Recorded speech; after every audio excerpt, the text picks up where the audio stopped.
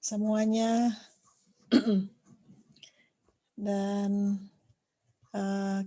karena sahabat lalu kita nggak maju ya, nggak maju banyak.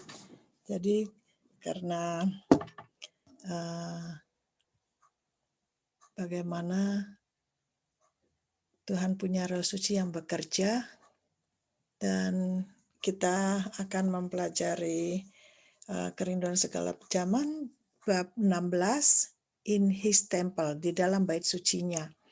Dan sahabat lalu di mana cerita mengenai Yesus ya, bagaimana ini kita by beholding we become changed. Jadi dengan melihat perjalanan kehidupan Kristus untuk kita hidupkan dalam kehidupan kita. Dan di sini perjalanan Yesus berarti Yesus sudah dalam misinya, dalam pekerjaannya. Jadi bukan waktu dia masih kecil ya. Jadi waktu Yesus bersama dengan ibunya dan saudara-saudaranya dan murid-muridnya pergi ke Kapernaum untuk hadir di pesta Paskah orang Yahudi. Lalu mereka pergi ke Yerusalem. Di dalam perjalanannya yang menuju ke Yerusalem, Yesus mengikuti rombongan besar ya yang sedang berjalan ke ibu kota, dan tapi dia belum mengenalkan pekerjaannya, apa pekerjaannya yang sesungguhnya dan apa misinya dengan terang-terangan. Dan di dalam dia berbaur dengan orang banyak,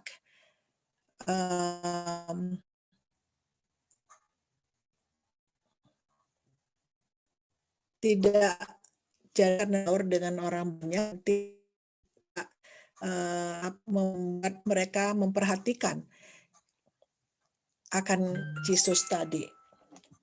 Dan dalam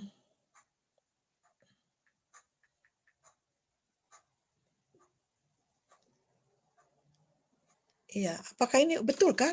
Desire of Ages. Oke. Dan apakah ada yang salah? File Halo? belum dibuka, Anti. Filenya belum? Iya, belum dibagikan. Maksudnya belum dibuka, sorry. Belum diklik. Ini ada banyak pilihan file tapi belum diklik open gitu. Oke. Tapi tadi saya sudah cerita mengenai itu anyway. And oke. Jadi itu, jadi orang-orang tidak mengetahui ya bahwa Yesus itu apa misinya dan apa, dan mereka hanya ngobrol di situ. Tetapi pada waktu itu Yohanes Pembaptis pekerjaannya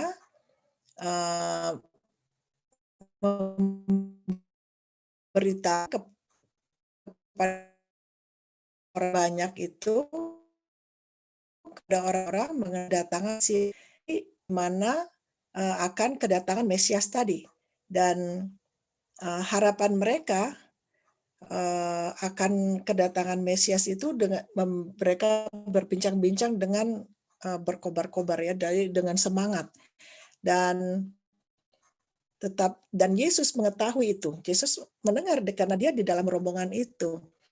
Jadi Yesus hanya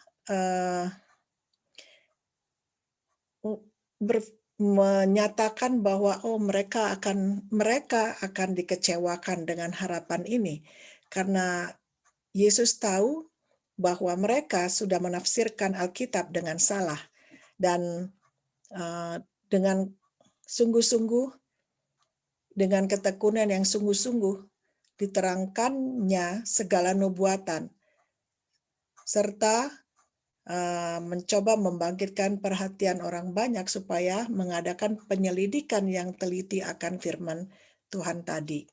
Dan inilah yang kita perbincangkan waktu Sabat lalu, bagaimana kejadian yang sama, sejarah akan terulang kembali dahulu dan pada waktu pionir kita dan juga akan kita sekarang ini ya, banyak yang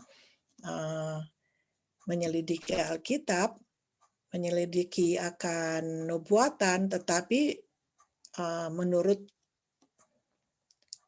salah tafsir ya. Dan Yesus menyatakan bahwa selidikilah dengan lebih teliti lagi. Jadi pemimpin Yahudi di Yerusalem, mereka mengajarkan kepada orang banyak mengenai kebaktian kepada Tuhan. Di sepanjang pesta Paskah, banyak orang berhimpun tadi, banyak orang yang berkumpul, datang dari mana-mana ya, dari Palestina ataupun dari negeri-negeri yang lain yang jauh. Dan di halaman Bait Suci itu banyak rombongan orang dari mana-mana tadi berkumpul, dan mereka tidak bisa membawa korban-korban domba ataupun binatang lain yang mau dipersembahkan di Ka'bah itu dari jauh. Mereka nggak bisa bawa karena mereka dari tempat yang jauh dan mereka hanya bawa duit ya untuk membelinya. Jadi kesempatan bagi orang-orang di situ untuk berjualan. Mereka berjualan di halaman Bait Suci tadi. Dan dengan demikian mereka bisa dapat uang dan harganya juga tentu lebih mahal ya. Tapi mereka nggak hanya begitu, karena mereka diizinkan di situ oleh imam-imam supaya hasil daripada untungnya itu dibagi-bagikan kepada imam. Dan mereka juga selain berjualan itu, mereka harus menukar uang dari negara-negara lain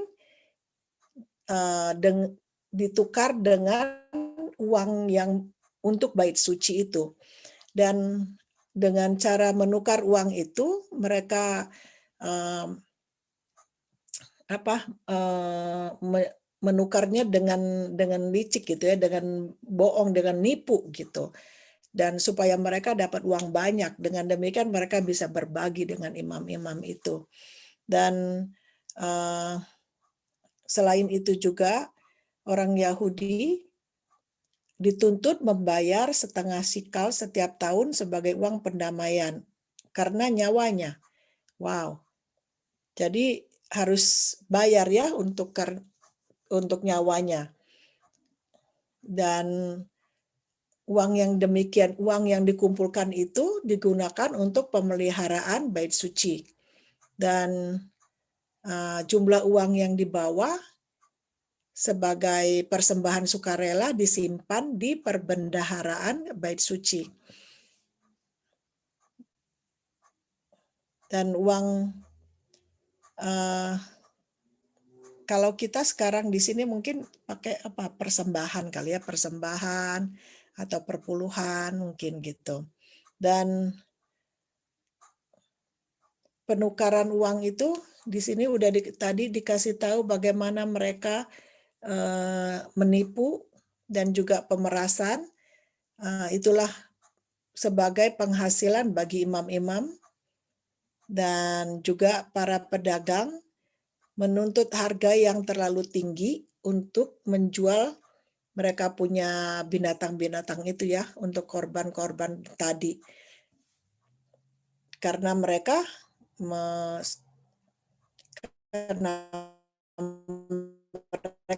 sudah ada perjanjian dengan imam dan penghulu tuh.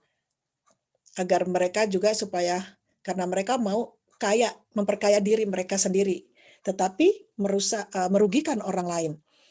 Dan orang-orang yang berbakti itu sudah diajar untuk mempercayai bahwa jikalau mereka tidak mempersembahkan korban, berkat Tuhan tidak akan dicurahkan kepada anak-anak dan negeri mereka.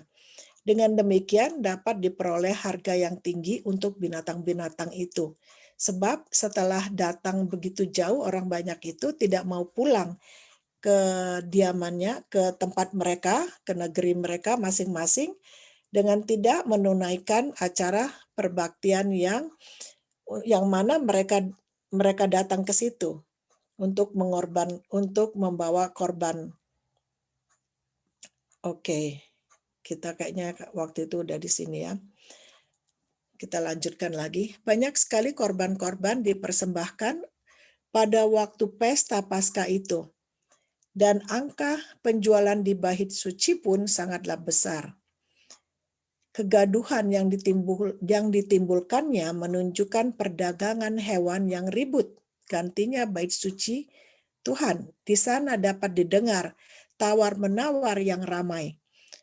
Bunyi lembu, embik, kambing domba, dekut burung merpati, bercampur baur dengan densing mata uang dan pertengkaran yang disertai kemarahan. Wow, bisa dibayangin ya, bagaimana ributnya itu di halaman bait suci itu ya, karena berjualan.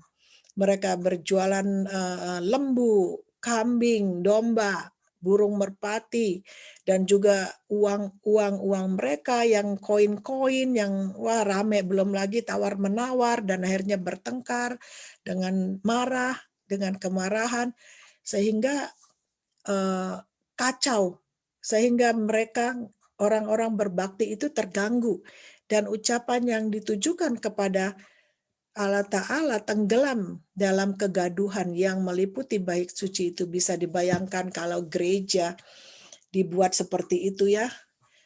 Gereja kita di sini, wah udah rame itu. Dan kita juga di sini pernah membuat basar ya di halaman gereja ya. Kita berjualan basar makanan, nggak tahu apakah itu boleh atau enggak. Kita nggak tahu. Orang Yahudi sangat bangga akan kesalehan mereka. Mereka bersuka cita atas bait suci itu dan menganggap sebagai hujat sesuatu ucapan yang menjelekannya. Wow, mereka yang ditinggikan di sini adalah bait suci, bangunan itu, bukannya Tuhan yang berada di bait suci itu. Jadi orang Yahudi mereka bangga, seperti kesombongan. Jadi mereka merasa mereka benar, mereka itu saleh, tanpa menyadari bahwa mereka tidak berkenan di hadapan Tuhan. Mereka bersuka cita atas bait suci itu dan menganggap sebagai hujat sesuatu ucapan yang menjelekannya. Wah, mereka sangat keras dalam pelaksanaan upacara-upacara yang berhubungan dengan bait suci itu.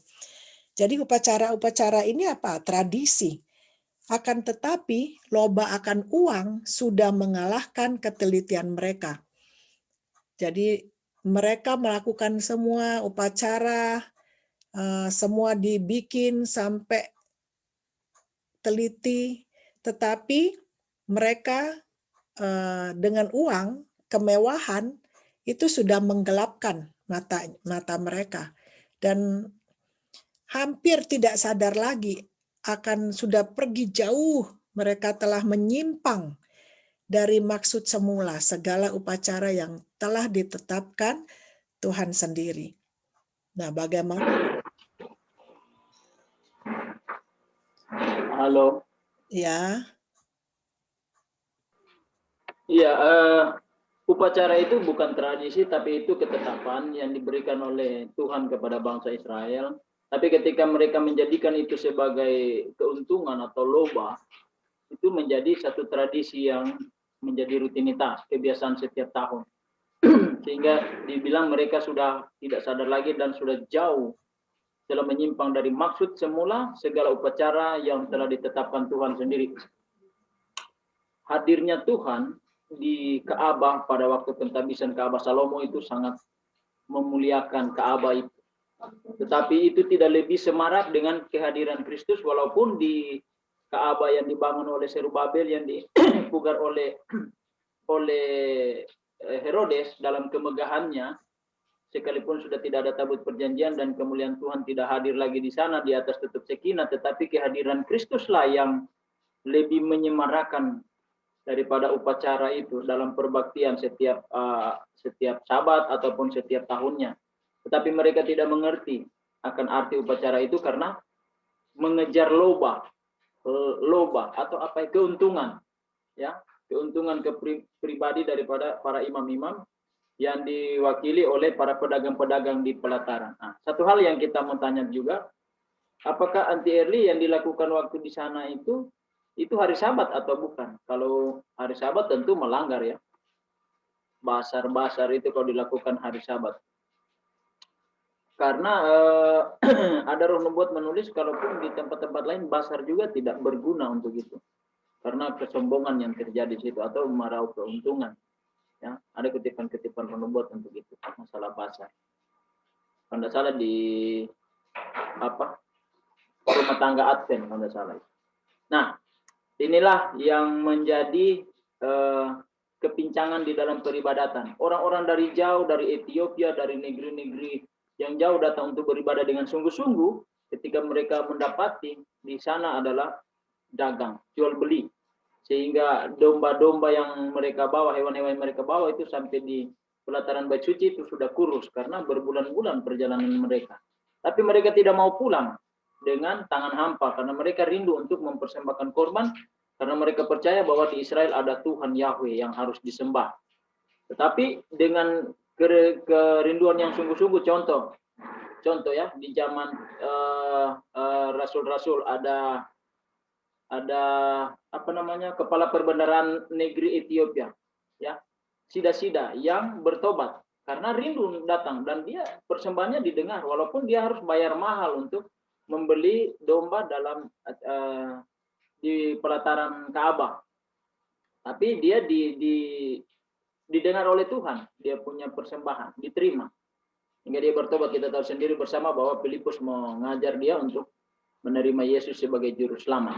Tetapi yang kebanyakan para imam-imam dan guru-guru di Israel melakukan itu karena mencari keuntungan pribadi. Sehingga makna daripada persembahan yang sesungguhnya atau upacara yang sesungguhnya itu sudah hilang. Dia punya kualitas. Ya. Karena memikirkan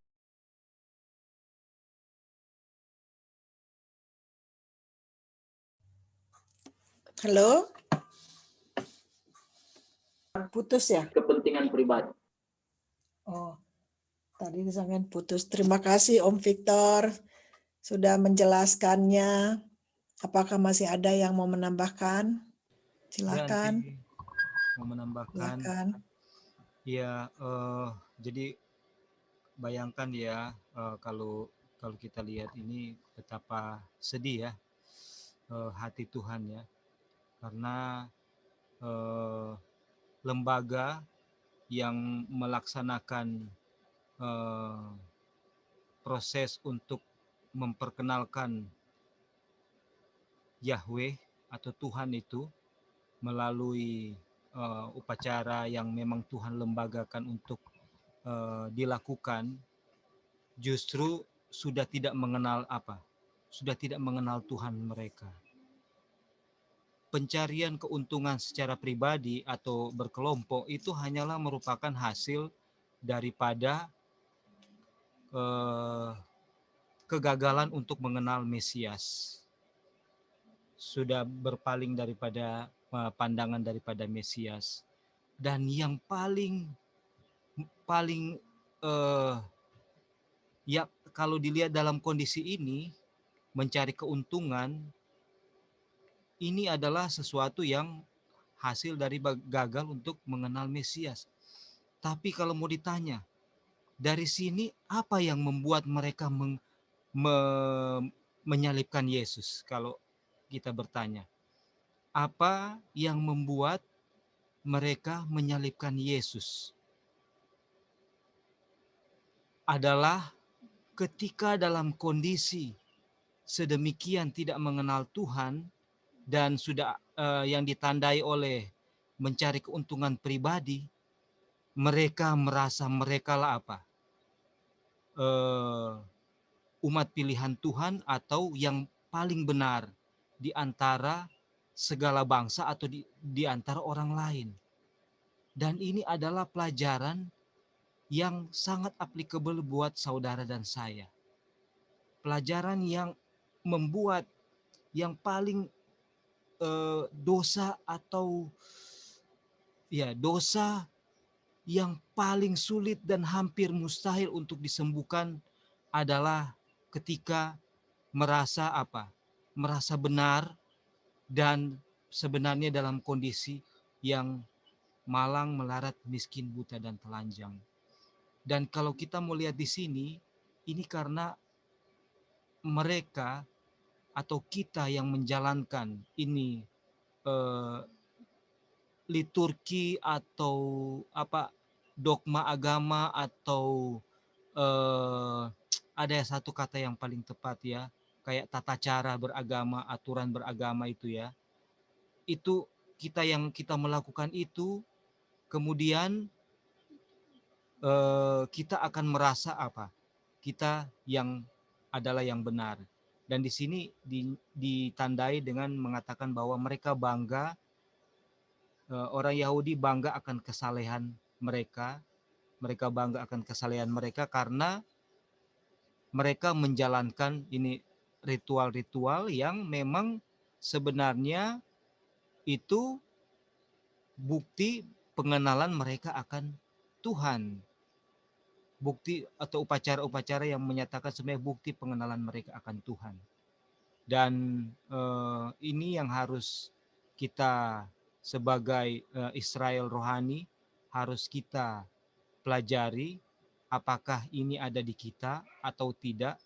Karena apabila jadi kalau kita nanti mau tiba di kesimpulan sebenarnya di aplikasi adalah bahwa sebenarnya kita akan kalau kita betul-betul mencari Mesias, mempelajari tentang Mesias dan mengenal Mesias, dan bahkan murid-murid hingga dari saat itu juga belum mengenal Mesias dengan sepenuhnya, masih salah kaprah. Nah, kalau kita betul-betul mengenal akan Mesias, maka di situ kita akan menyadari bahwa sebenarnya kita adalah orang yang apa? Yang lebih berdosa daripada orang yang tidak mengenal Tuhan. Dan itu terjadi secara natural, tidak dibuat-buat, tidak dilatih, tetapi akan keluar daripada hasil di mana Roh Kudus membukakan karakter Mesias, dan pada saat yang sama di Steps to Christ, karakter kita akan dinyatakan berdampingan. Kita akan merasa bahwa kita adalah orang yang paling berdosa, lebih berdosa dibandingkan orang yang tidak mengenal Tuhan. Sehingga yang menjadi agama kita itu adalah pengenalan kita akan Yesus. Dan ini kesaksian waktu kemarin dulu kita waktu sudah mau mengadakan perjalanan pengantaran jadi kurir ya ke luar Manado, ke Minahasa, which is beberapa titik yang jauh.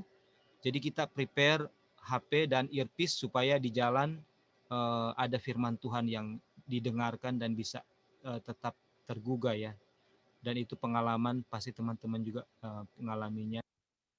Dan pada saat itu karena udah mau buru-buru, jadi kita yang ada terbuka di file itu adalah video dari khotbah dari pendeta Erastus Sabdiono ya, yang dikirim di milis keluarga, yang mana keluarga itu kan keluarga bukan Advent ya, keluarga kita. Dan ini adalah khotbah dari pendeta non-Adventis. Dan saudara-saudara tahu 3 khotbah masing-masing 1 jam di dia punya khotbah, 3 pelajaran yang berbeda. Itu saya betul-betul menangis dan kayak berseru kepada Tuhan. Ini apa yang dia nyatakan, poin-poinnya itu betul-betul righteousness by faith. betul-betul righteousness by faith. Salah satu poin yang dia nyatakan adalah agama itu bukanlah penurutan hukum, bukanlah melakukan ritual atau memenuhi dogma-dogma yang dituntut oleh satu agama tertentu. Tapi agama Kristen itu adalah pengenalan akan Kristus. Dan bukan hanya menurut hukum Tuhan, tapi adalah mengenal Bapa dan menuruti apa yang dia kehendaki.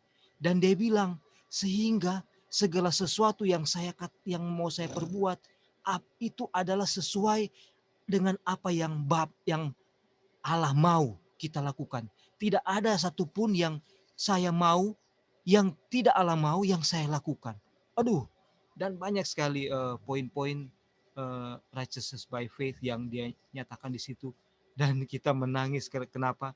Karena di situ dia bilang bahwa ketika kita membaca firman, kita ekstrak dia punya pesan daripada firman itu, bukan apa yang tertulis di situ. Jadi dengan pengertian. Dan banyak sekali yang sedang kita pelajari dari prinsip righteousness by faith, itu dia nyatakan, dan kita coba-coba mau memahami apakah pendeta ini dia mendapatkan dari tulisan Roh Nubuat, dia dapatkan prinsip ini. Ternyata kita lihat bahwa dia membaca dengan apa? Dengan pengertian. Jadi ketika dia membaca, dia punya satu prinsip. Itu apa sebenarnya prinsip daripada tulisan ini. Dan walaupun dia bilang, kayak contoh begini ya, dia katakan misalnya, maaf agak panjang, dia katakan mengenai berkat jasmani, yaitu kekayaan ini, dia bilang itu adalah, kalau kayak berkat kekayaan itu adalah hal-hal yang dicari oleh orang-orang dunia yang tidak mengenal Tuhan, dia bilang. Dan dia bilang, saya dikasih contoh, kalau Tuhan kasih misalnya sekarang 500 juta, bisa-bisa saya hilang sekarang, dia bilang. Jadi dia bilang, apa yang saya miliki sekarang, atau apa kekurangan yang saya miliki sekarang, atau kelebihan dalam bentuk harta yang Tuhan kasih, atau secukupnya yang Tuhan kasih sekarang, itu adalah apa yang Tuhan lihat patut atau layak untuk saya terima saat ini, dia bilang. Dan itulah yang orang Kristen, pengikut Kristus harusnya miliki. Jadi enggak diukur oleh apa yang kita miliki berdasarkan karir, harta kekayaan, atau titel, atau apapun itu, dia bilang. Aduh, ini jadi dia bilang, kalau orang tanya, apa kabarmu hari ini? Kalau di lain bilang luar biasa, dia bilang no. Kita harusnya jawab bahwa bisa dilewati dengan pertolongan Tuhan. Itulah jawaban yang harus kita katakan. Jadi sebenarnya apa yang kita alami itu, kita bisa lewati sekarang itu semua karena kemurahan dan kebaikan Tuhan. Nah, jadi kesimpulannya adalah, maksudnya yang mau kita ambil dari sini adalah bahwa pelajaran bagi kita adalah bagaimana kita itu betul-betul memiliki pandangan sepenuhnya kepada Mesias, supaya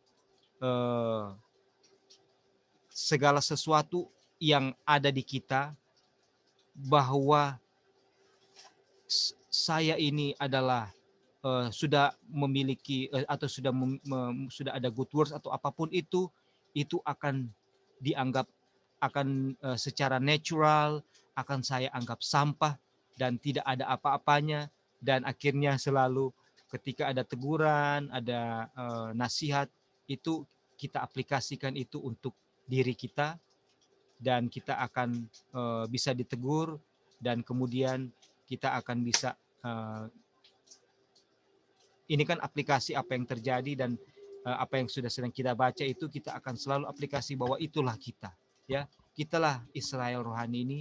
Dan bagaimana supaya kita harus menerima bahwa kitalah dalam kondisi seperti ini, dan bagaimana supaya kita keluar dari kondisi ini adalah betul-betul harus mengenal Mesias atau mengenal Yesus, sehingga bisa keluar dari kondisi yang ada yang di depan yang sedang kita bacakan ini.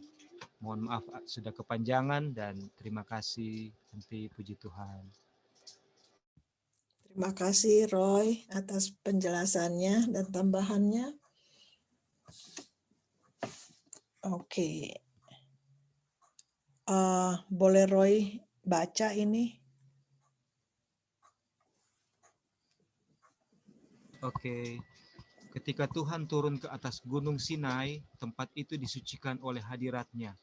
Musa diperintahkan untuk memberi batas di sekeliling gunung itu serta menyucikannya. Dan sabda Tuhan terdengar dalam amaran. Jagalah baik-baik, jangan kamu mendaki gunung itu atau kena kepada kakinya. Sebab siapapun yang kena kepada gunung itu, pastilah ia dihukum mati. Tangan seorang pun tidak boleh merabanya, sebab pastilah ia dilempari dengan batu atau dipanahi sampai mati. Baik binatang, baik manusia. Keluaran 9 ayat 12 dan 13. Keluaran 19 ayat 12 dan 13. Demikianlah diberikan pelajaran bahwa di mana saja Tuhan menunjukkan hadiratnya, tempat itu suci adanya. Pekarangan bait suci Tuhan sebenarnya harus dianggap suci.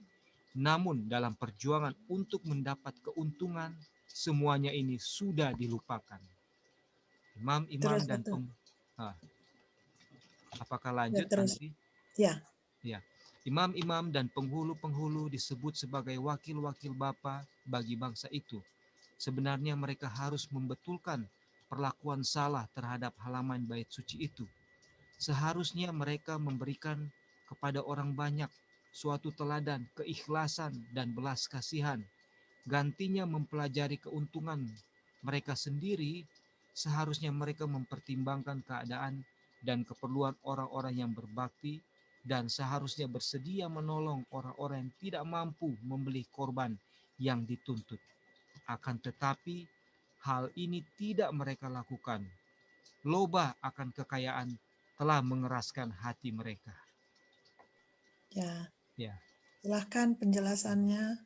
Ya, jadi di sini sudah dituliskan bahwa bagaimana aturan yang sudah dinyatakan oleh Tuhan sendiri ketika di atas Gunung Sinai, di mana di tempat yang disucikan dibatasi untuk kehadiran manusia yang masih berdosa, karena Tuhan itu, hadirat Tuhan itu akan menghanguskan manusia berdosa. Tetapi Tuhan mau hadir di tengah-tengah kita yang berdosa ini, sehingga kehadirannya, kemuliaannya harus dikurangi, harus dibatasi, yaitu oleh penampakan tiang awan dan tiang api yang bisa dilihat oleh bangsa Israel, jemaat pada saat itu, bahwa Tuhan hadir. Dan dia bertahta di dalam kemah suci, di dalam bait suci, di dalam tabut perjanjian. Dan sebagaimana waktu Tuhan berfirman di Gunung Sinai, maka di situ ada kehadiran Tuhan, maka ada batasan di mana seseorang yang berdosa, yang masih harus, yang sedang tidak mengenal Tuhan dan masih mencintai dosa, yang sedang akan diproses oleh Tuhan untuk belajar mengenal akan Dia, dan secara perlahan-lahan akan mau tinggalkan dosa melalui pengenalannya akan Tuhan. Waktu dia belum mencapai taraf pengenalan akan Tuhan dan belum, saat itulah harus apa? Belum boleh sangat dekat dengan Tuhan. Ada batasan-batasan. Dan inilah yang menjadi aturan. Betapa sucinya Tuhan itu dan betapa mulianya Dia, dan kita manusia berdosa tidak boleh melihat kemuliaan Tuhan karena kita akan binasa tanpa kita dengan ketidakkenalan kita akan Tuhan. Dan bangsa ini masih harus apa? Harus diproses oleh karakter Tuhan melalui hukum-hukumnya, melalui perintah-perintah, upacara-upacara, aturan-aturan yang Tuhan nyatakan, dan terlebih melalui upacara mempersembahkan korban yang menggambarkan kemurahannya yang dinyatakan melalui domba yang tidak bersalah, yaitu Mesias yang akan mati.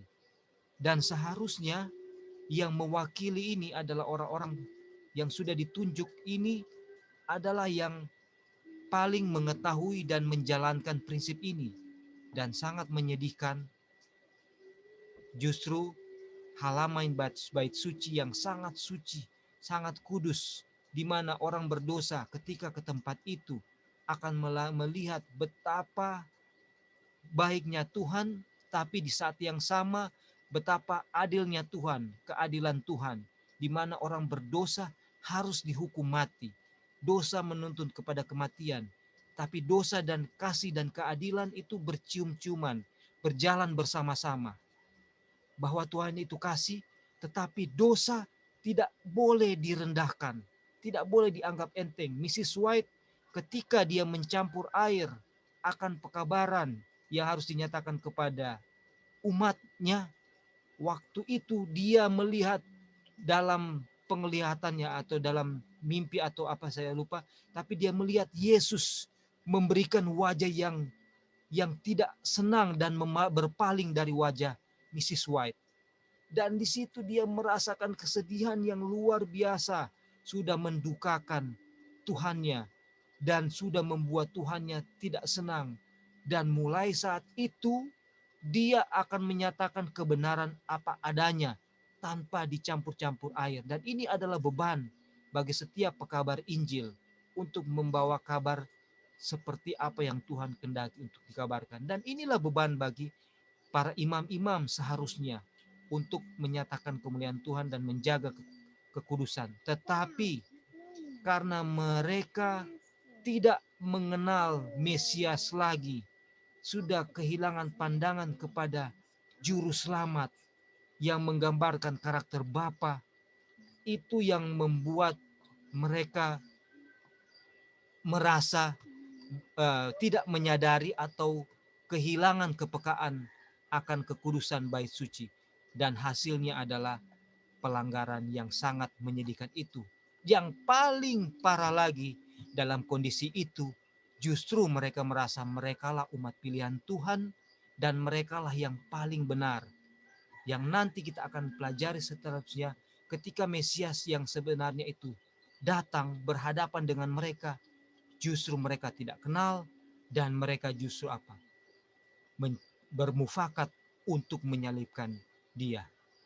Dan kita lihat ada dua kesedihan yang Yesus tangisi. Pertama, pada waktu mau membangkitkan Lazarus, di situ dia sangat sedih bahwa banyak orang-orang yang hadir di situ yang kemudian akan apa? Yang terpana dengan dia punya pekerjaan membangkitkan orang, tapi nanti akan memberikan suara untuk menyalibkan dia.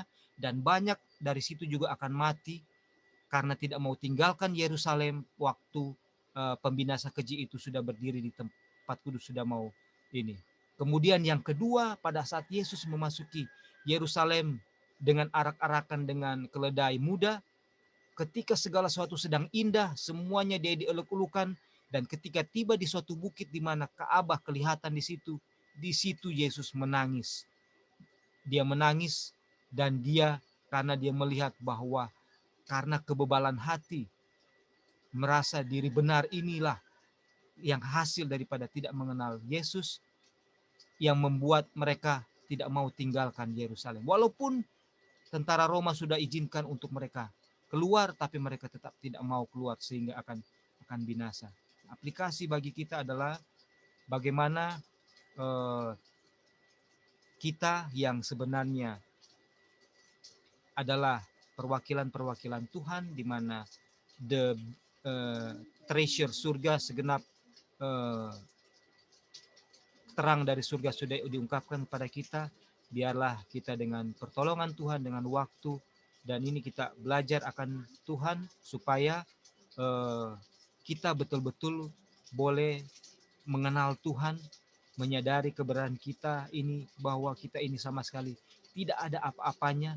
Malahan kalau mau dilihat terang dan kesempatan yang diberikan kepada kita itu sangat jauh daripada posisi yang seharusnya, dan posisi kita saat ini adalah jauh lebih buruk dari posisi saudara-saudara kita yang belum menerima terang ini dalam jangkauan mereka, sehingga mereka sebenarnya masih lebih favorable di hadapan Tuhan daripada kita. Ini harus betul-betul kita sadari, pertobatan seperti ini yang harus betul-betul kita sadari, karena kitalah imam-imam yang atau ahli-ahli Taurat yang ada di tulisan ini. Ini yang perlu kita sadari agar kita betul-betul bisa dilepaskan daripada dosa yang sedang dijalankan oleh para imam-imam di tulisan ini. Terima kasih. Puji Tuhan. Terima kasih Saudara Roy yang sudah memberikan penjelasannya mengenai kesucian akan di mana kehadiran Tuhan waktu di Gunung Sinai yang tidak bisa kena bila mana kita kena, walaupun tangan kita di kaki gunung itu, maka kita akan mati. Dan juga kita di mana halaman bait suci juga kita harus membuat itu dianggap suci ya, supaya kita tahu kehadiran Tuhan itu. Dan imam-imam dan penghulu mereka dianggap wakil-wakil Tuhan bagi bangsa itu. Mereka di mana mereka harus membetulkan perlakuan salah terhadap halaman bait suci itu. Bukannya malahan diberikan untuk jualan ya. Jadi dengan demikian mereka hanya mencari keuntungan. Mereka hanya melihat bagaimana kesenangan duniawi, tetapi tidak melihat jauh ke depan, bahwa Tuhan tidak mengizinkan itu, Tuhan tidak mau itu, Tuhan mau kita melihat ke depan. Tuhan mau kita melihat akan keadaan nantinya. Jadi di sini seharusnya mereka itu orang-orang yang imam-imam itu seharusnya mereka mempunyai belas kasihan kepada orang-orang itu, bukannya mencari keuntungan sendiri. Dan di sini kita dapat belajar ya dari Tuhan bukannya memberikan cerita ini hanya cuman cerita begitu, cerita dongeng atau cerita kita nonton-nonton atau buku-buku komik biasa ya, tetapi di sini kita dikasih tahu apa yang telah terjadi itu jangan kita mengulanginya. Apa yang mereka sudah lakukan. Yang Tuhan mau kita melihat, membuka mata kita bahwa kita dikasih tahu juga nasihat di sini. Apa kesalahan mereka. Jadi dikasih tahu gantinya mempelajari keuntungan mereka sendiri, seharusnya mereka mempertimbangkan keadaan apa keperluan orang-orang itu, dan untuk kebaktian dan harus belas kasihan kepada orang-orang yang tidak mampu, dan jangan mencari kekayaan diri sendiri. Dan karena itulah mereka jadinya mengeraskan hati. Dan ini di sini kita dikasih tahu pelajaran ini, jangan sekali lagi jangan mengulang apa yang mereka lakukan.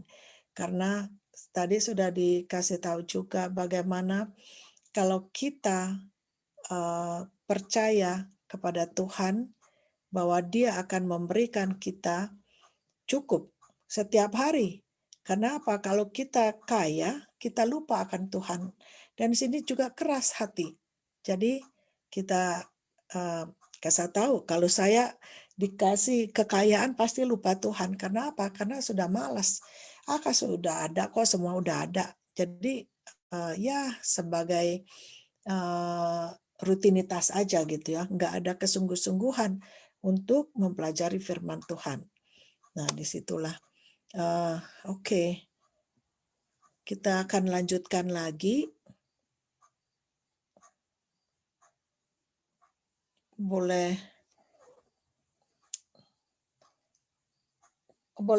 kita minta ini, siapa ini, Dolphin? Apakah bisa?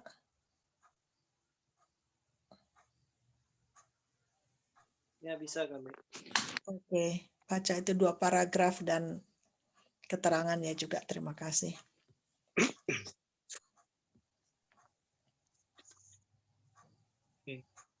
Ke pesta ini datang juga orang-orang yang menderita, orang-orang yang miskin dan susah, yang buta, yang lumpuh, dan yang tuli ada di sana. Ada yang dibawa di atas tempat tidur. Banyak orang datang dalam keadaan terlalu miskin untuk membeli persembahan yang paling sederhana sekalipun untuk Tuhan. Bahkan terlalu miskin untuk membeli makanan guna menghilangkan lapar mereka. Aduh. Orang-orang ini merasa sangat susah mendengar ucapan imam-imam. Imam-imam itu membanggakan kesalehan mereka. Mereka mengaku sebagai wali orang banyak itu. Tetapi mereka tidak mempunyai simpati atau belas kasihan. Orang miskin, orang sakit, orang yang hampir mati, dengan sia-sia saja menyampaikan permohonan untuk mendapat pertolongan. Penderita mereka tidak menimbulkan rasa kasihan. Penderitaan mereka tidak menimbulkan rasa kasihan dalam hati imam-imam itu. Waktu Yesus masuk ke bait suci, ke dalam bait suci itu, diperhatikannya seluruh peristiwa itu. Dilihatnya transaksi yang tidak adil itu. Dilihatnya duka orang miskin yang menyangka bahwa tanpa pencurahan darah tidak akan ada ampunan untuk dosa-dosa mereka. Dilihatnya halaman luar bait sucinya itu dijadikan suatu tempat perdagangan yang najis. Halaman suci itu telah menjadi suatu pasar luas. Baik, Karli, kita mau tanggapi yang di atas dulu. Bisa naik? Ya, saudara-saudara, dari kutipan ini, kita lihat bahwa yang hadir orang-orang miskin. Orang-orang yang susah ya. Mau beli persembahan aja mereka nggak sanggup. Jangankan persembahan itu. Mau beli makanan mereka aja mereka nggak sanggup. Kasihan sekali ya. Tapi dalam keadaan itu cuma ada satu mata yang dapat melihat semua itu.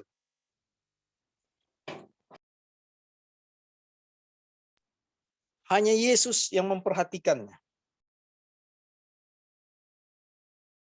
Sementara imam-imam, ya, mereka dengan keangkuhan akan kesalehannya, tidak memperdulikan itu. Saudara-saudara ingat, hal yang ditekankan di Alkitab ada 3. Iman, pengharapan, dan kasih. Dan yang paling besar adalah kasih. Teguran buat kita. Jangan sekali-kali kita membanggakan kesalehan kita. Oleh karena dengan melakukan itu, kita tidak beda dengan Farisi. Dengan orang-orang Farisi. Dengan ahli-ahli Taurat yang tidak pernah mengenal Kristus. Ya. Tidak penting jubah keimamatan, tidak penting jubah kebesaran. Ya. Dalam hal kerohanian. Tapi kasih saudara dan saya itu lebih besar dari semua. Karena landasan Kristus mati di kayu salib itu cinta, kasih. Jadi jangan pernah mengabaikan kasih itu. Mau sistemnya apa kek, mau keadaannya apa kek, kasih yang utama. Kadang-kadang dalam satu peristiwa keagamaan, sistem diutamakan, liturgi diutamakan. Ya. Tetapi justru kasih, enggak. Ada orang melanggar Sabat ditegur. Ini pekerjaan Farisi. Orang melanggar Sabat, kita pantas mengingatkan, ya, memberikan share. Dan yang diutamakan saat kita mau mengingatkan saudara kita yang melanggar Sabat, misalnya, kita pakai kasih. Kristus diutamakan yang di situ, kasih Kristus. Ini contoh. Ya. Jadi orang-orang ini disusahkan melalui ucapan imam-imam. Mereka bangga dengan kesalehan mereka. Ya, mengaku lagi wakil dari orang banyak itu. Dikatakan apa? Ini roh Farisi ini apa? Tidak mempunyai simpati atau belas kasihan. Ya. Kita kalau mau bicara firman Tuhan, kita utamakan kasih. Ya. Hukum itu berdiri karena kasih. Hukum itu berdiri karena kasih.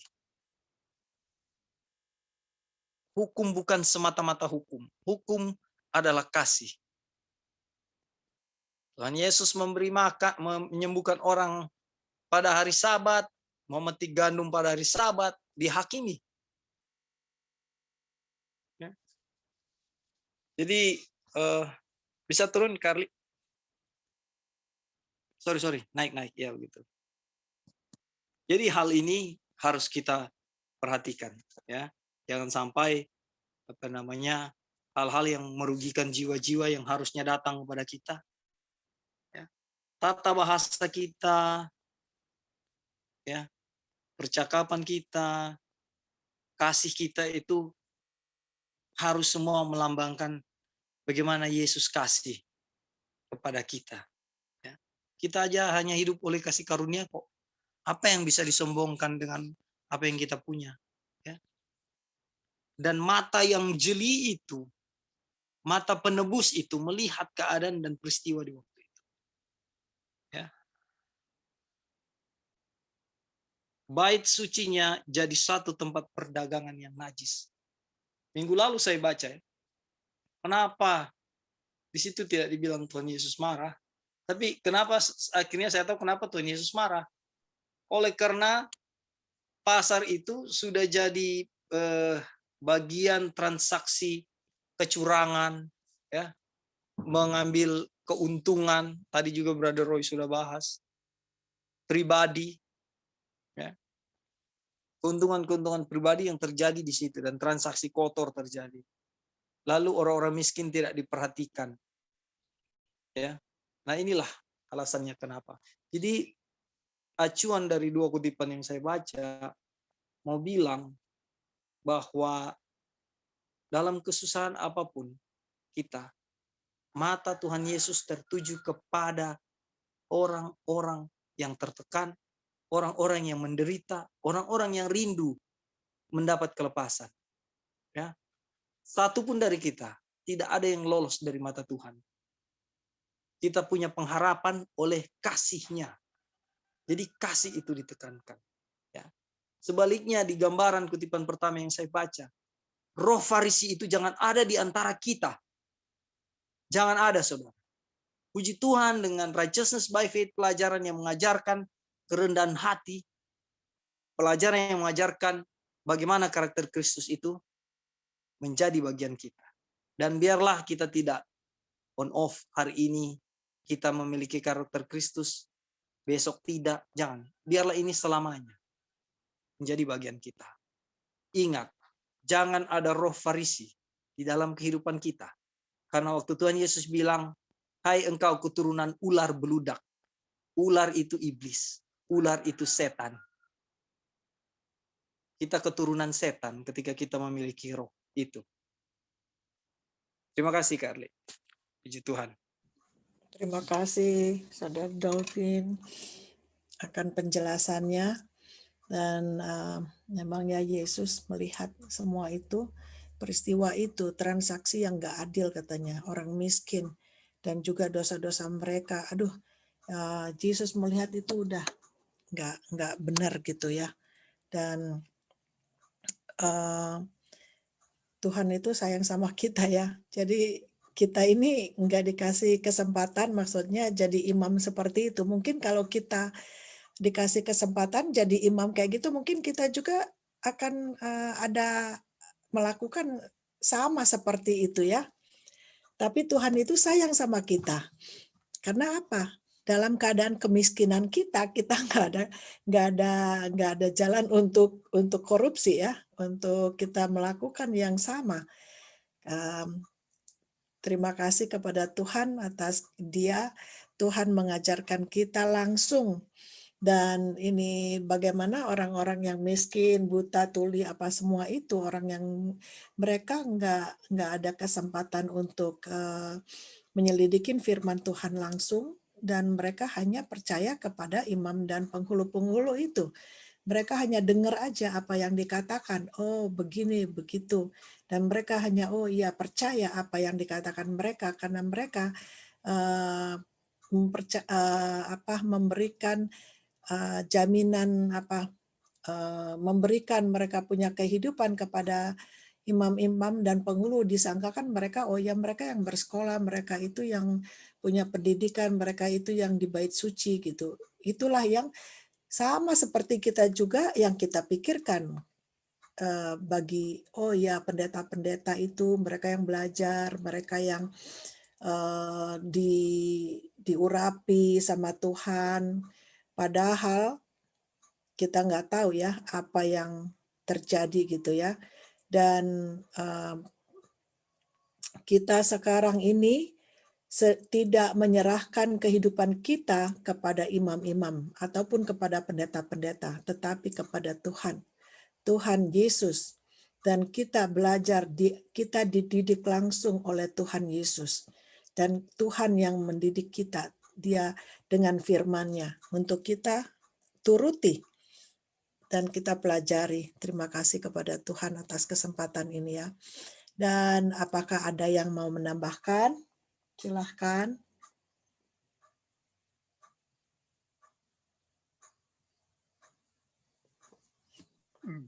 Halo. Silahkan, Saudara Ebing. Baik, terima kasih untuk kesempatan. Menyimak ya kutipan-kutipan yang sudah dibacakan dari tadi, saya melihat bahwa sebenarnya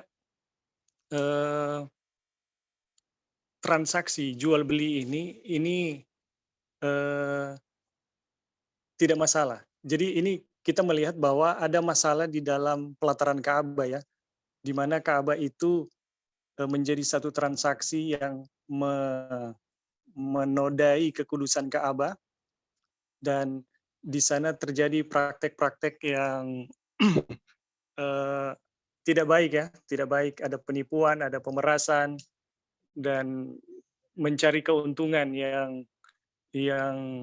keuntungan pribadi yang loba gitu. Dan pada akhirnya ini menajiskan Ka'bah dan upacara yang seharusnya membawa berkat bagi mereka ya, tapi sebaliknya itu justru membawa mereka menjadi sangat berdosa dan lebih berdosa lagi. Nah, sebenarnya kalau kita mau pelajari, sebenarnya transaksi ini tidak, jual beli ini tidak berdosa.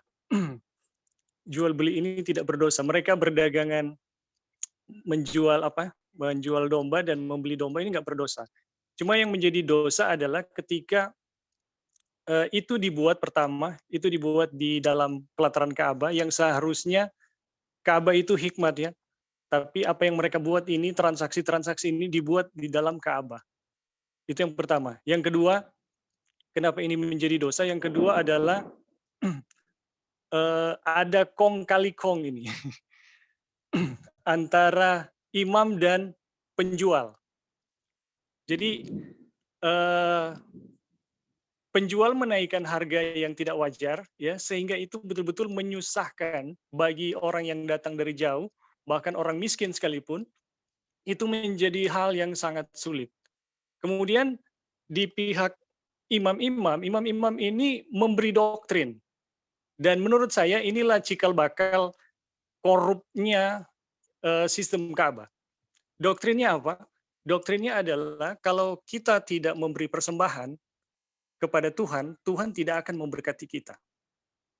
Saudara ingat baik-baik ini, kalau kita nggak memberi persembahan, kira-kira seperti ini ya, saudara boleh baca lagi di atas nanti. Kalau kita nggak memberi persembahan kepada Tuhan atau kurban kepada Tuhan, Tuhan tidak akan memberkati kita.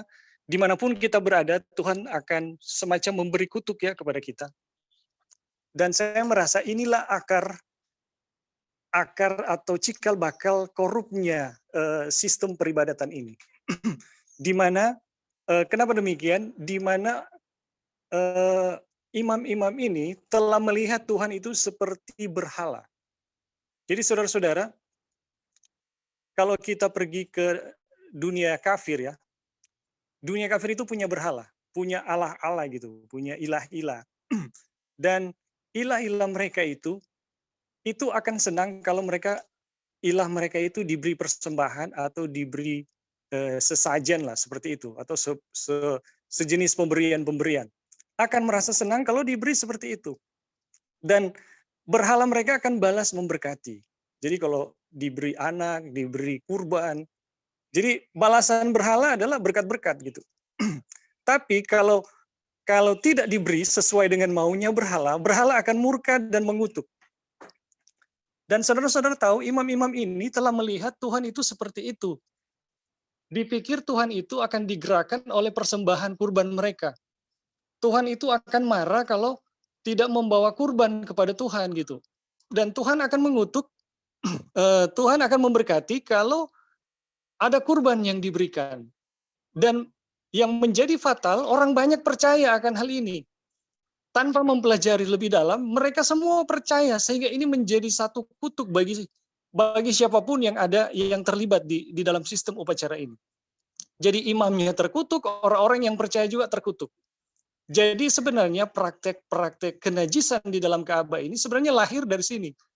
Bagaimana mereka melihat tentang Tuhan, atau seperti yang Roy bilang tadi, salah memahami tentang Mesias, ini muncul semua, saudara-saudara.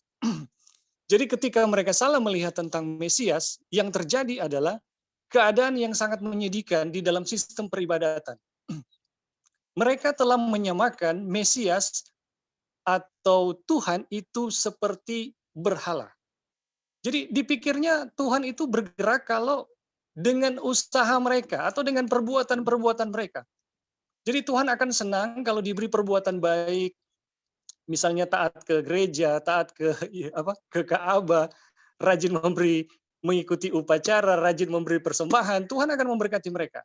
Tapi kalau tidak memberi itu, maka Tuhan akan murka. Saudara-saudara, hati-hati kita melihat Tuhan seperti itu.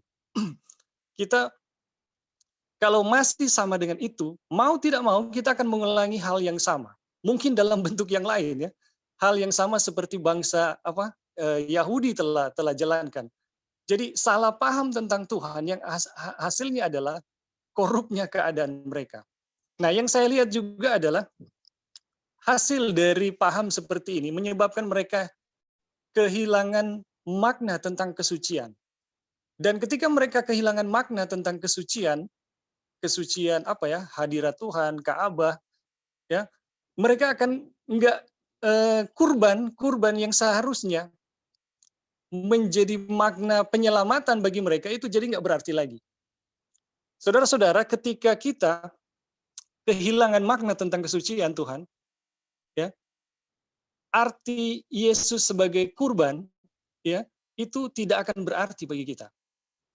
Kalau kita tidak melihat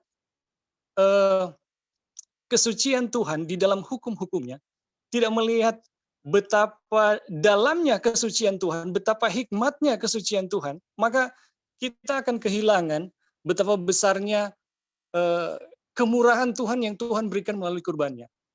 Itu akan sama persis dengan bangsa Yahudi yang kita sedang baca ini. Ketika mereka kehilangan pandangan, ya, ketika mereka kehilangan pandangan tentang kesucian, kurban itu jadi sekedar transaksi jual beli belaka gitu. Hanya semacam ya perdagangan biasa, ritual-ritual biasa yang justru membuat mereka jadi semakin berdosa. Baru yang ketiga tadi bacaan terakhir dari Saudara Dolphin, di situ disinggung tentang bagaimana imam-imam dan orang miskin ya. Jadi ketika manusia itu menjadi korup, ya, tidak lagi melihat Tuhan dan mereka terbuai dengan dosa-dosa yang lahir dari pandangan yang salah dari Tuhan, yang terjadi adalah mereka akan kehilangan kepekaan.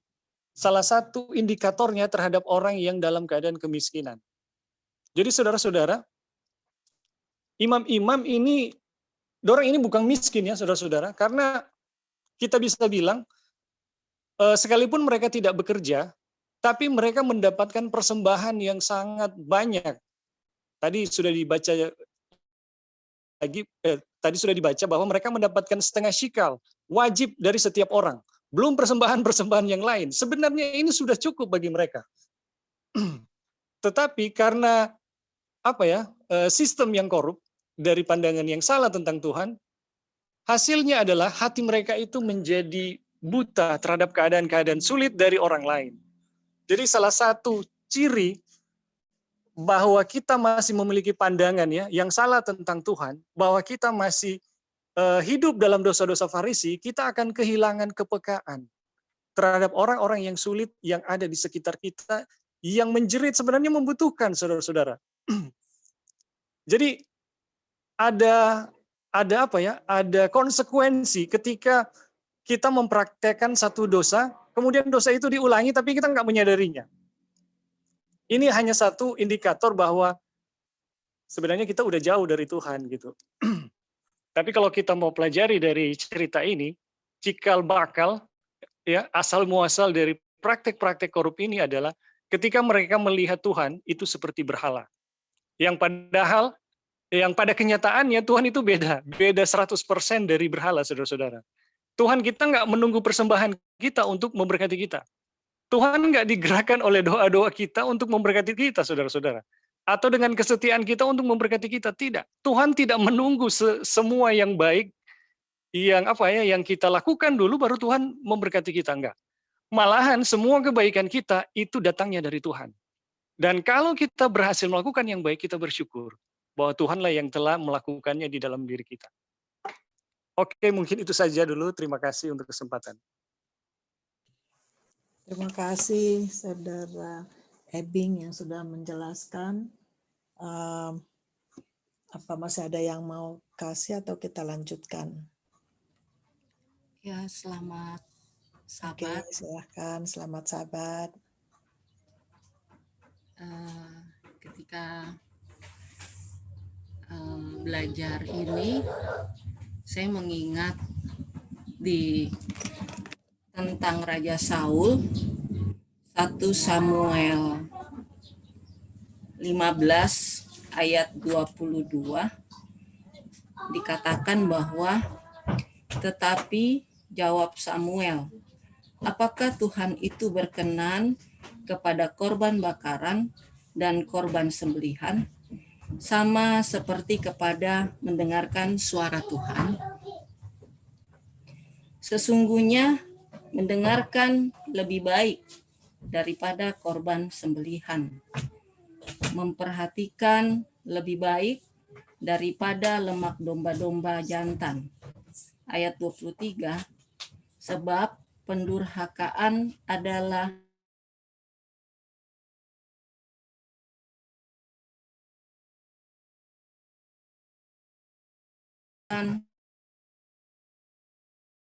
engkau telah menolak firman Tuhan, maka ia telah menolak engkau sebagai raja. Jadi bagaimana peristiwa Saul, dia adalah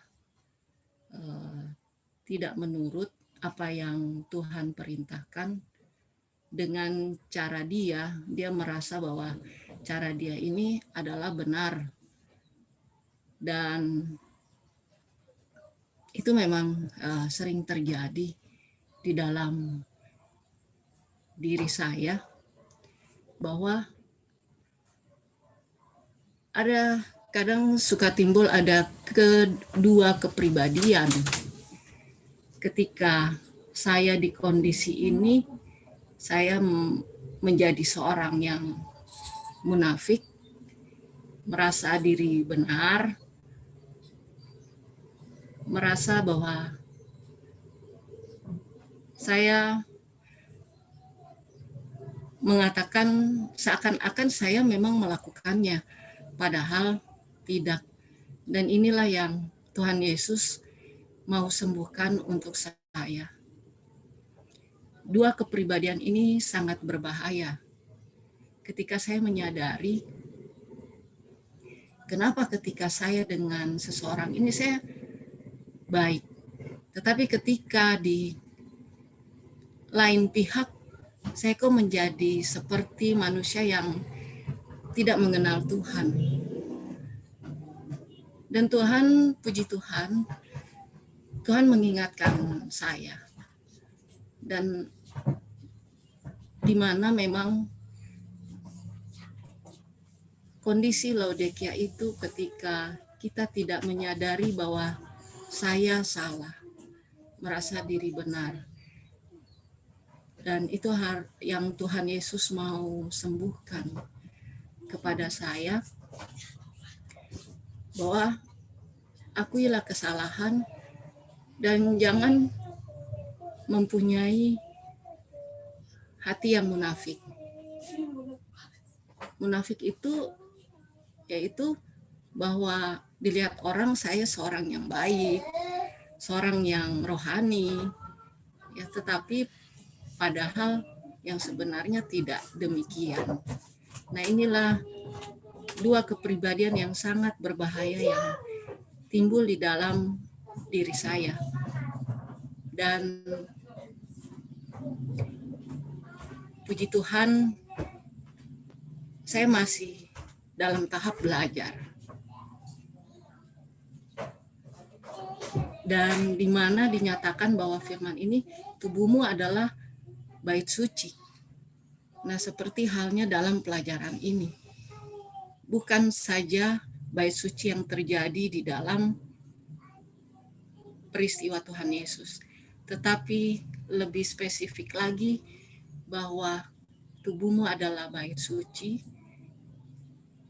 yang harus dijaga. Bukan hanya soal makanan dan minum, tetapi Tuhan Yesus mau menyembuhkan karakter, mau memindahkan karakter Yesus di dalam diri saya. Dan puji Tuhan, pelajaran ini mengingatkan saya kembali tentang kepribadian, dua kepribadian yang sangat berbahaya. Terima kasih, Tuhan Yesus memberkati. Terima kasih, Sus, sudah menambahkan, membagikan, menjelaskan juga firman Tuhan mengenai Ka'bah Bait Suci, dan di mana yang halaman Bait Suci tadi dianggap suci ya, karena Tuhan hadir di situ. Dan kalau kita di pandemik ini, kita kan nggak ke gereja. Itu dulu kita anggap suci tempatnya. Nah, sekarang ini bagaimana kita lewat Zoom. Nah, di Sus terangkan adalah diri kita ya, Ka'bah Tuhan. Jadi di dalam kehidupan kita itu kita harus melakukan yang something yang suci di hadapan Tuhan. Terima kasih, Sus. Apakah masih ada yang mau memberikan tambahannya?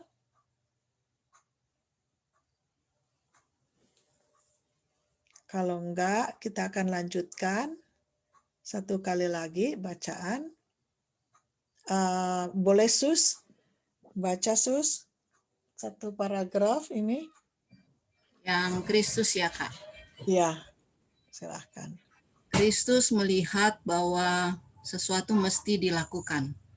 Banyak sekali upacara yang diperintahkan kepada orang banyak tanpa petunjuk-petunjuk yang sepantasnya tentang makna upacara itu.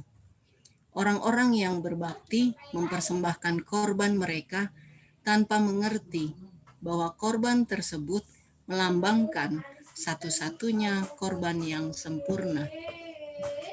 Dan di antara mereka dengan tidak dikenal serta tidak dihormati, berdirilah dia yang dilambangkan oleh semua upacara mereka itu. Ia telah memberikan petunjuk tentang segala persembahan itu. Ia mengerti nilai persembahan itu secara lambang, dan ia melihat bahwa semuanya itu sudah diputarbalikan dan disalah mengerti.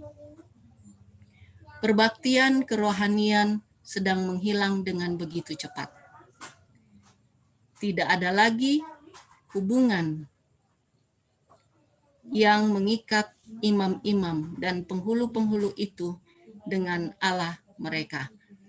Pekerjaan Kristus ialah untuk menetapkan suatu perbaktian. Boleh naik lagi, Kak? Perbaktian yang berlainan sama sekali.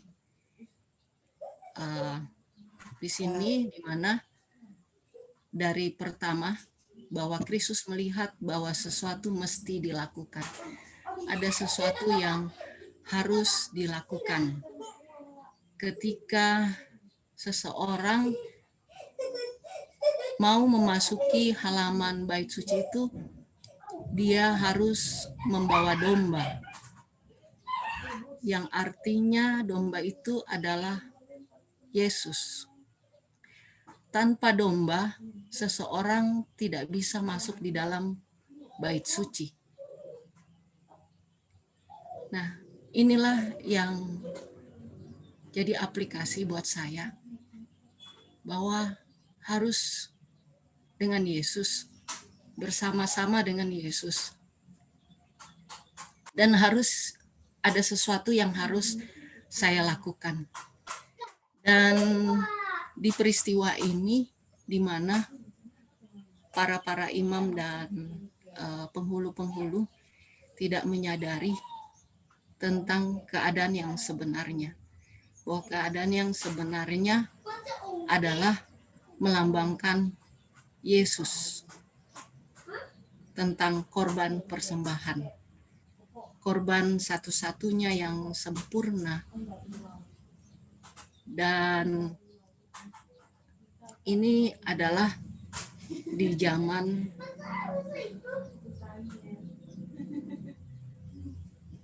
peristiwa itu. Bagaimana dengan di zaman kita sekarang tentang nilai persembahan, tentang lambang, bahwa saya harus menyadari tentang korban Yesus yang disalibkan. Tanpa Yesus, saya tidak bisa berbuat apa-apa. Dan bukan hanya Yesus, tetapi Allah Bapa adalah sumber dari segalanya melalui anaknya Yesus Kristus, yaitu yang terdapat di Yohanes 17 ayat 3 tentang hidup yang kekal, mengenal Allah Bapa dan anaknya Yesus Kristus. Terima kasih. Tuhan Yesus berkati. Terima kasih Yesus. Udah dibacain dan juga diterangkan, dan di mana kita dikasih tahu ya upacara yang mereka adakan itu juga mungkin kayak mereka juga mungkin nggak tahu jelas kali ya, dan sudah karena turun temurun sudah mungkin udah banyak yang menyimpang juga, dan juga mereka yang tidak melakukannya juga menurut yang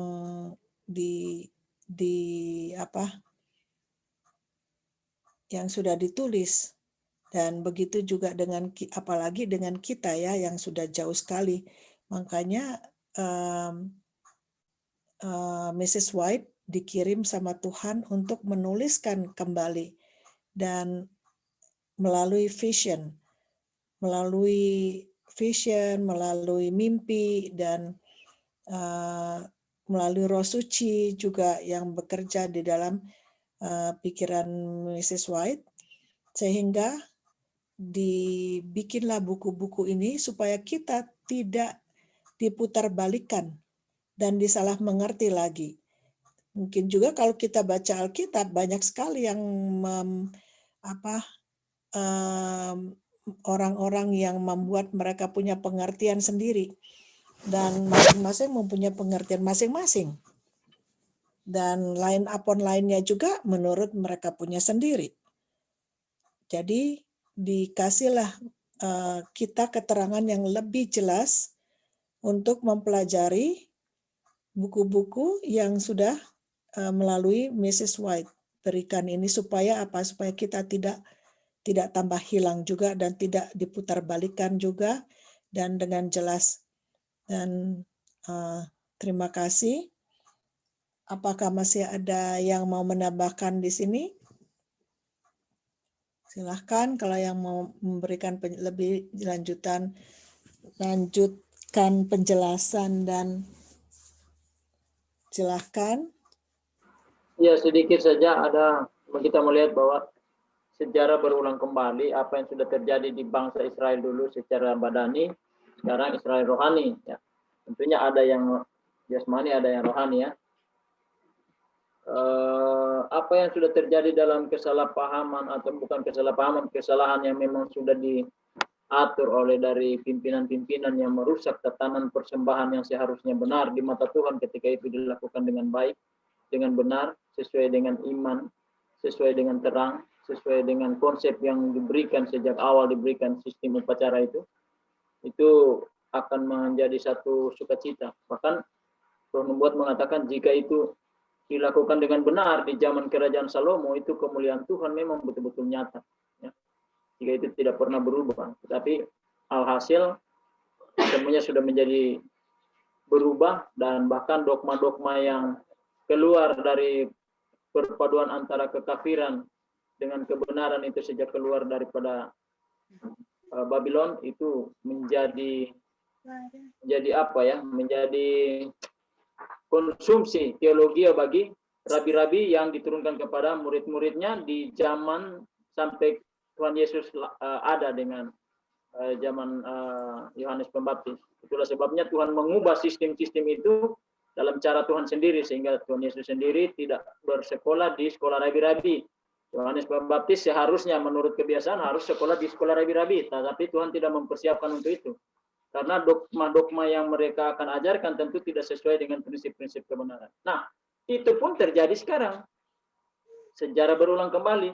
Sistem peribadatan ditujukan kepada pimpinan, bahkan kepada gereja dan organisasi. Sorry, ini harus terjadi, dan ini harus dijelaskan seberani mungkin, karena sebagaimana Dolphin bilang, Roy bilang tadi, Ellen G. White ketika dia mencampur adukan ajaran itu dengan air, itu apa itu? Dijelaskan dalam buku tulisan permulaan bahwa dia mencoba untuk berlaku lunak dalam hal menyampaikan karena takut jangan ada orang tersinggung. Itulah yang membuat Tuhan Yesus dalam sebuah penglihatan dia punya senyum-senyum yang mengerikan bagi Ellen G. White, sehingga dia tidak lagi berani untuk melakukan itu. Jadi kalau memang salah, katakan salah, benar katakan benar, dan itu harus disampaikan dengan ungkapan kasih, tapi tidak kompromi. Kalau salah, katakan salah. Waktu dia bilang organisasi salah, ya salah, kita harus bilang juga itu. Kenapa kita takut? Itu yang harus terjadi zaman sekarang. Berdiri pada tonggak kebenaran yang benar, tapi sampaikan bahwa itulah yang terjadi seperti itu. Kalau dibilang di dalam buku Yesaya dibilang bahwa kota itu sudah menjadi pelacur, ya sampaikan memang keadaannya seperti itu. Nah, bagaimana caranya untuk keluar dari sistem kepelacuran itu? Itulah buah kasih yang harus kita sampaikan.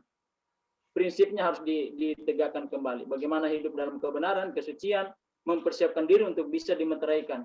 Jadi kalau salah, ya katakan salah. Dan kita pun yang mendengar itu, kalau kita tahu itu salah, terima dengan senang hati. Seperti pisau yang membedah di tangan dokter ahli bedah. Walaupun sakit, tapi dia akan menyembuhkan. Tapi kalau di tangan seorang penjahat, pisau itu akan membunuh. Itu yang harus terjadi dalam sejarah yang berulang kembali itu, bagaimana kesalahan-kesalahan itu diperbaiki oleh Tuhan Yesus, tapi dengan teguran, bukan cuma perbaiki diam-diam. Itu pun akan terjadi dan harus terjadi di akhir zaman ini, menjelang kedatangan Tuhan.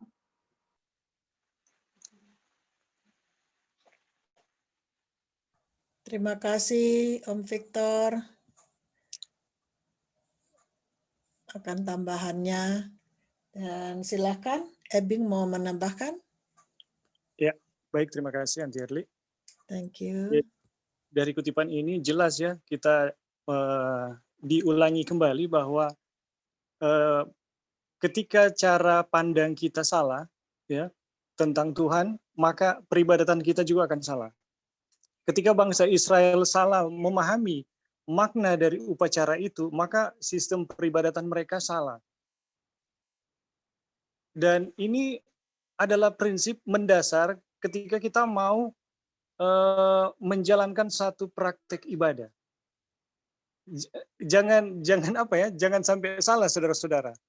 Kita mau membuat satu reformasi, mau membuat perubahan, tetapi pola yang sama masih ada, hasilnya tetap sama.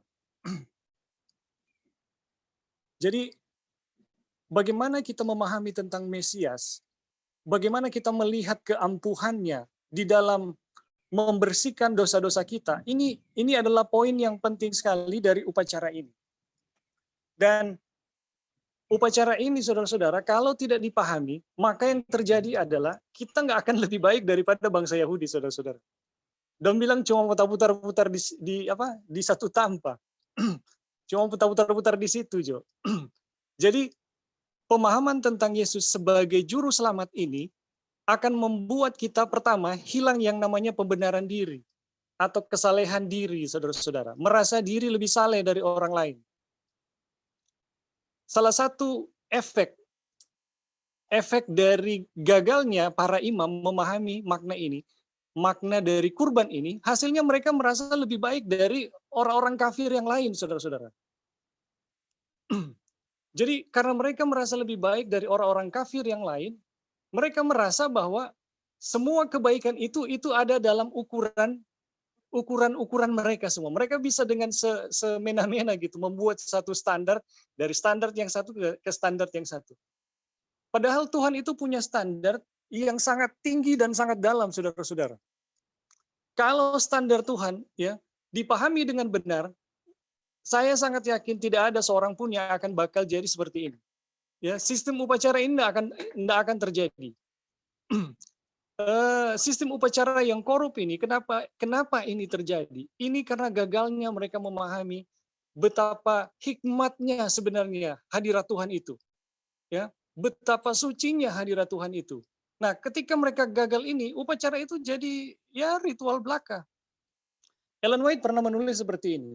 Kalau kita gagal memahami, menyadari dosa-dosa kita, kita tidak akan pernah menghargai kurban dari juru selamat kita. Jadi kalau kita gagal menyadari betapa jahatnya diri kita tadi, seperti yang tadi dikatakan oleh Kak Sus, kalau kita gagal, kita tidak akan pernah menghargai betapa besar dan dalamnya kebaikan juru selamat untuk kita. Saudara-saudara, banyak orang mengaku Yesus sebagai juru selamat. Ya. Dan banyak juga yang mengatakan, oh dia adalah juru selamat yang terbaik, tapi tidak pernah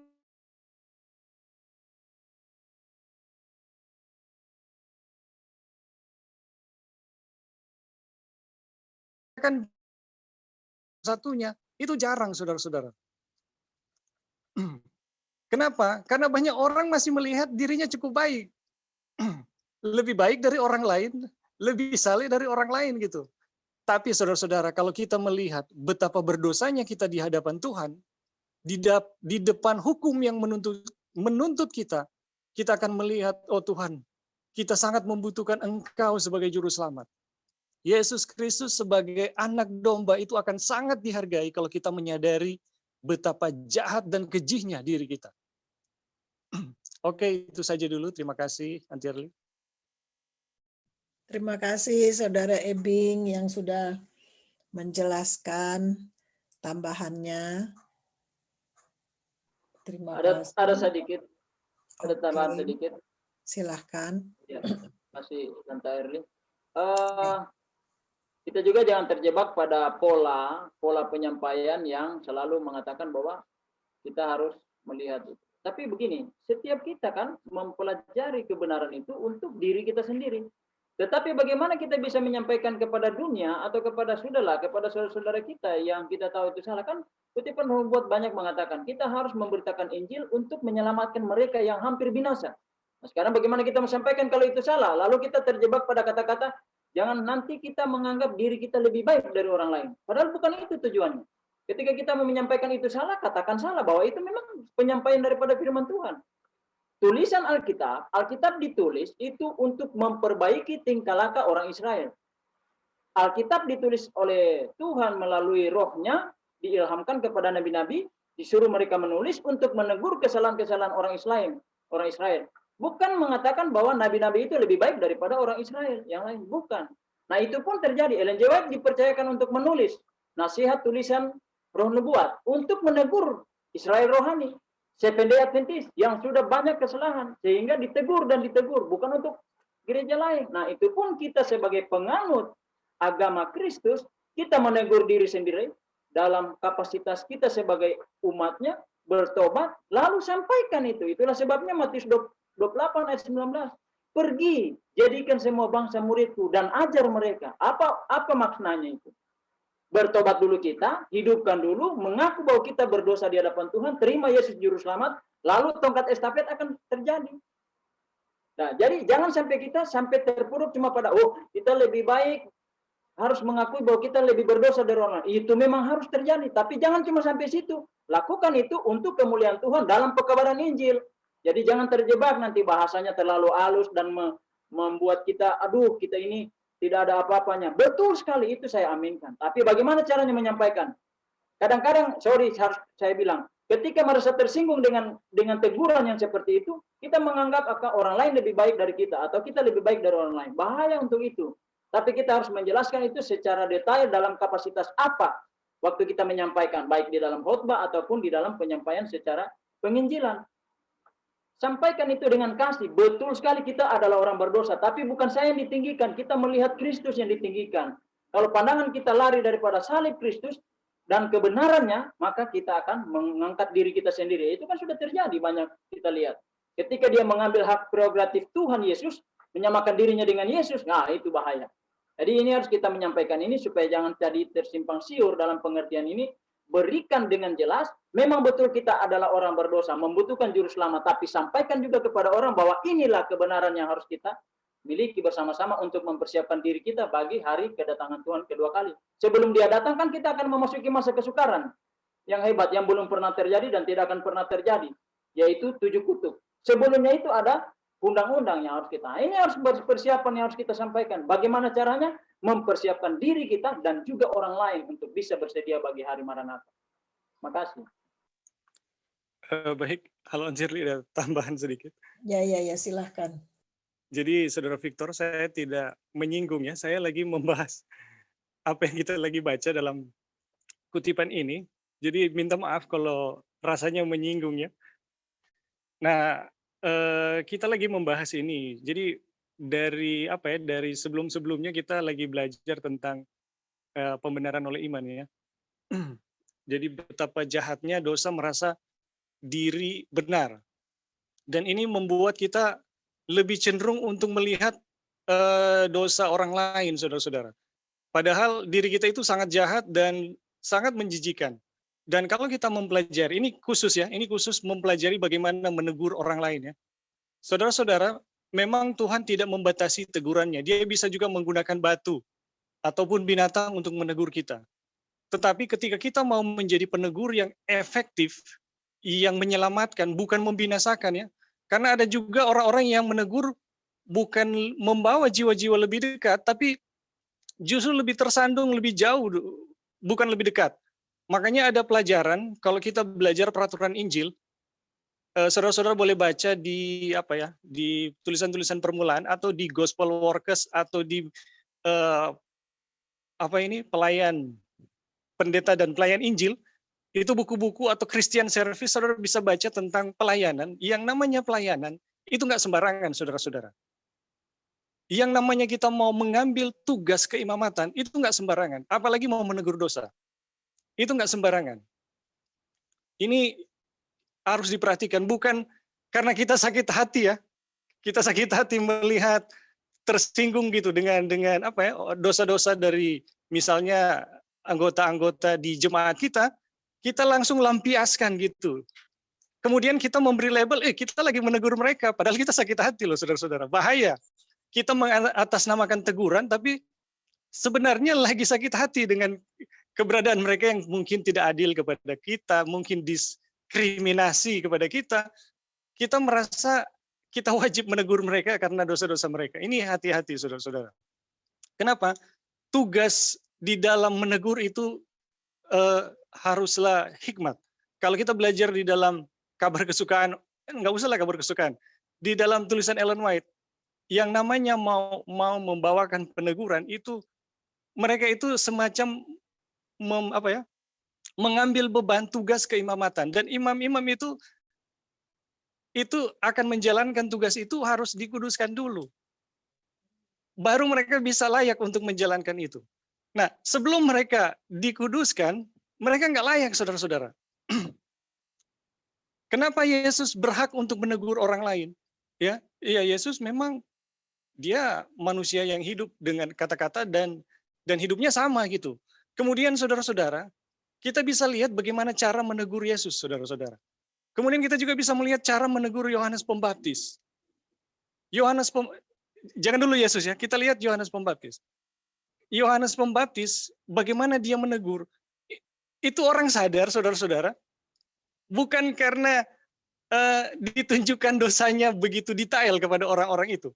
Tetapi ada kuasa yang besar sekali yang menyertai dia, sehingga orang-orang itu sadar gitu. Orang-orang itu sadar dan memberi diri untuk ditobatkan. Jadi teguran Yohanes Pembaptis itu dengan kuasa yang sangat luar biasa, dan saudara-saudara tahu kuasa ini datang dari mana? Kuasa ini datang dari persesuaian dengan Roh Tuhan yang dipersiapkan bertahun-tahun lamanya. Jadi sebelum Yohanes keluar untuk menegur orang, dia telah betul-betul dipersiapkan secara khusus untuk tugas-tugas ini, saudara-saudara. Nggak sembarangan. Kenapa? Karena kita tahu bersama, ada orang yang menegur bukan membawa orang-orang yang ditegur lebih dekat kepada Tuhan, tapi lebih jauh. Bahkan hilang. Bahkan hilang. Dan ini saudara-saudara, kita harus hati-hati dengan ini. Jadi bukannya, tadi kita nggak bermaksud menyinggung, saudara Victor, tapi kita membahas pelajaran ini, ya, dan memang kita topiknya dari minggu ke minggu, dari waktu ke waktu adalah pembenaran oleh iman. Jadi ini tak sambung-sambung, jadi kita memberi penekanan. Dan kalau kita bicara tentang menegur, kita telah juga membaca bagaimana cara menegur itu, dan itu tidak sembarangan. Oke, itu saja. Terima kasih. Terima kasih atas tambahannya. Memang kita punya Bible study, daily Bible study, maupun hari Sabat, mengenai doa, dan semua itu memang ada berkaitan semuanya. Ya, satu sama lain ada berkaitan dan tidak terpisah.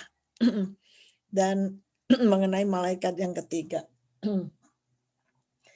Oke, tadi ada yang mau tambahan lagi? Ya, Kak. Memang kalau menegur dengan cara saya itu memang tidak akan pernah efektif ya. Harus banyak berdoa dan berserah kepada Tuhan, dan biar Tuhan yang mengerjakan. Suatu hari nanti cara Tuhanlah yang lebih baik, karena kalau dengan cara kita itu akan penuh dengan emosi, hanya melihat di satu titik dosa mereka, banyak hal. Tetapi biarlah dengan firman Tuhan mereka menyadari, belajar, dan itu sebabnya butuh kesabaran,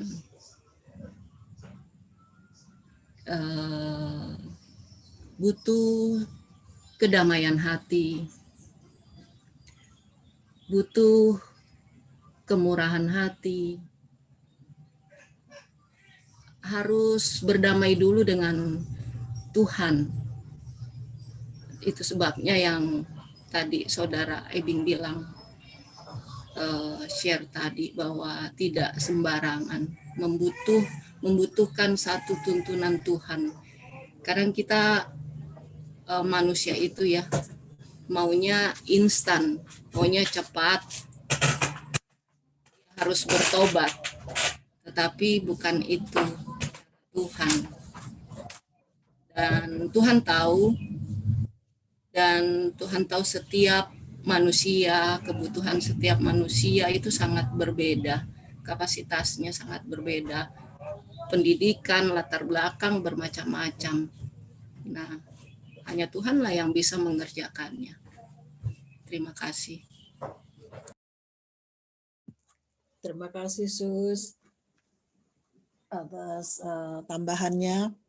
Dan kita udah selesai dan waktunya juga udah melewati ya. Dan terima kasih atas pemasukan semua, dan itu semua tidak ada yang kebetulan.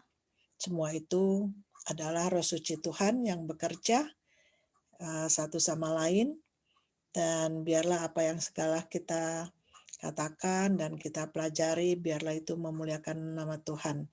Dan kita bawakan ini dalam nama Tuhan Yesus. Terima kasih.